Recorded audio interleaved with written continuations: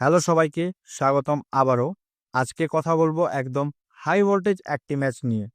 Barcelona বনাম PSG champions লিগের দ্বিতীয় ম্যাচ ডেতে খেলা হবে মনজুইক স্টেডিয়ামে, যা হতে যাচ্ছে বার্সার হোম ম্যাচ।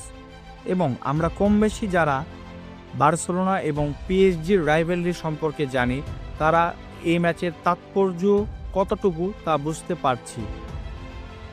বার্সেলোনা এই ম্যাচটি কিভাবে অ্যাপ্রোচ করবে, এটিও একটি গুরুত্বপূর্ণ বিষয় হতে যাচ্ছে।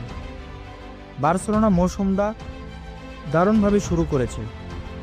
সিজনের প্রথম ম্যাচেই নিউক্যাসলকে তারা 2-1 গোলে হারিয়েছে, যেখানে মার্কাস রাশফোর্ড দুর্দান্তভাবে 2টি গোল করেছে। এবং পিএসজির ম্যাচে মার্কাস রাশফোর্ড যে একজন গুরুত্বপূর্ণ প্লেয়ার হতে যাচ্ছে তা বোঝা যাচ্ছে। রিয়াল সোসিয়েদাদের ম্যাচেও মার্কাস রাশফোর্ড একটি সুন্দর অ্যাসিস্ট করেছে। এবং এই মৌসুমে আপাতত যেহেতু রাফিনিয়ার ইনজুরিতে রয়েছে, সেই ক্ষেত্রে রাফিনিয়ার বিকল্প হতে পারে মার্কাস রাশফোর্ড। অন্যদিকে পিএসজিও পিছে নেই, তারা গত মৌসুমে চ্যাম্পিয়ন দল।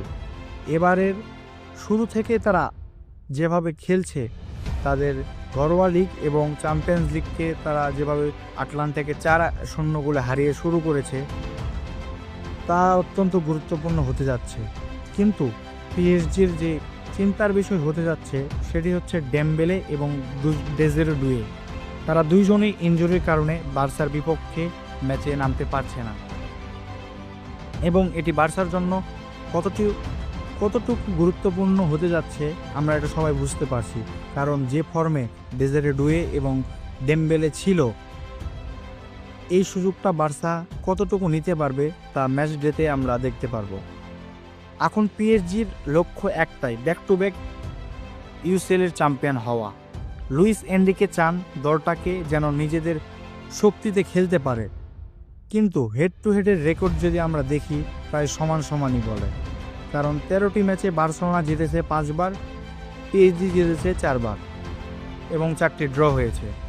কিন্তু সাম্প্রতিক যে ফর্ম বার্সার এবং পিএসজির মাধ্যমে দেখা যাচ্ছে, সেখানে পিএসজির পাল্লাটা একটু বেশি ভারী। কারণ 2024 সালের কোয়ার্টার ফাইনালে বার্সাকে 4-1 গোলে বিধ্বস্ত করেছিল এবং সেই ম্যাচে এমবাপেও তখন পিএসজিতে ছিল।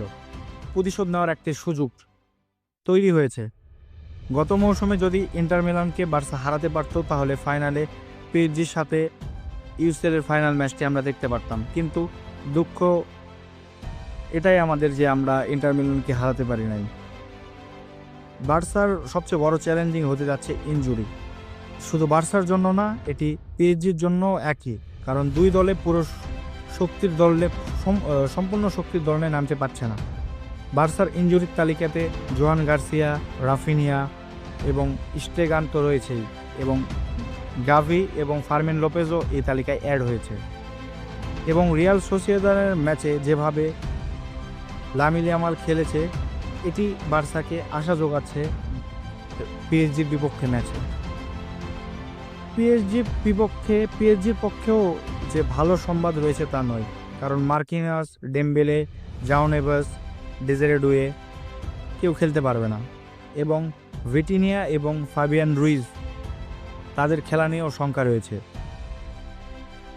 বার্সার সম্ভাব্য একাদশ হতে যাচ্ছে গোলকিপার সেজনি, এবং ডিফেন্সে থাকবে আমাদের কুন্ডে, আরাহো, কুবার্সি এবং বালদে। মিডফিল্ডে পেড্রি এবং ফ্র্যাঙ্কি ডিয়ং, এবং আক্রমণে থাকতে পারে Lamine Yamal, Dani Olmo, Rashford এবং লেভানডস্কির যে ফর্ম রয়েছে তা বার্সার জন্য কতটুকু গুরুত্বপূর্ণ হচ্ছে আমরা রিসেন্টলি যারা এই সিজনে বার্সাকে ফলো করছি তারা বুঝতে পারছি। প্রতিটি ম্যাচে প্রায় লেভানডস্কি গোল করছে।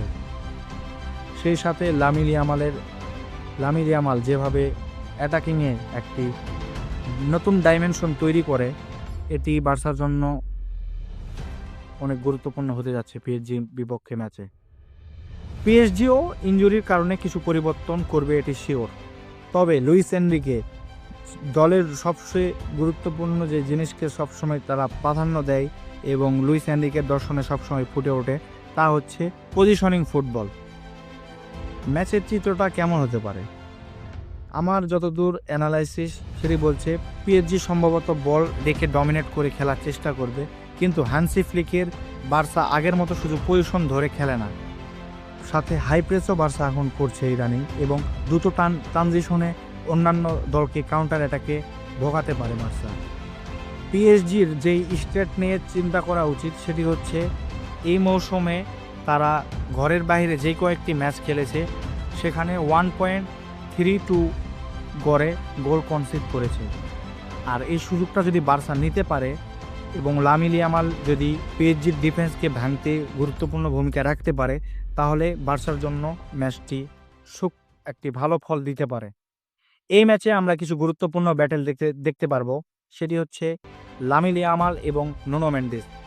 এটি হচ্ছে সবচেয়ে বড় লড়াই। লামিন ইয়ামাল যদি নুনো মেন্ডিসকে হারাতে পারে বা নুনো মেন্ডিসকে ডমিনেট করে খেলতে পারে, তাহলে লেভানডস্কি বা রাশফোর্ড সহজেই গোল করতে পারবে, এবং এই ব্যাটেলটা দেখার জন্য আমি নিজেও খুব আগ্রহী।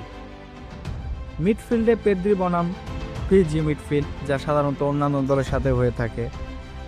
আর অবশ্যই আমাদের লক্ষ্য রাখা উচিত বারকোলার উপরে, কারণ যেহেতু পিএসজির মেইন স্ট্রাইকারগুলো থাকছে না, সেহেতু পিএসজির হয়ে বার্সাকে ভোগাতে পারে বারকোলা। শেষ কথা একটাই, আমার প্রেডিকশন হচ্ছে বার্সেলোনা জিতবে, 2-1 গোলে জিতবে, কিন্তু সত্য একটাই, লামিন ইয়ামালকে কার্যকর হতে হবে এবং ডমিনেট করতে হবে। আপনার কি মনে হয় কে জিতবে, কি হতে পারে স্কোর? কমেন্টে জানাবেন। ধন্যবাদ।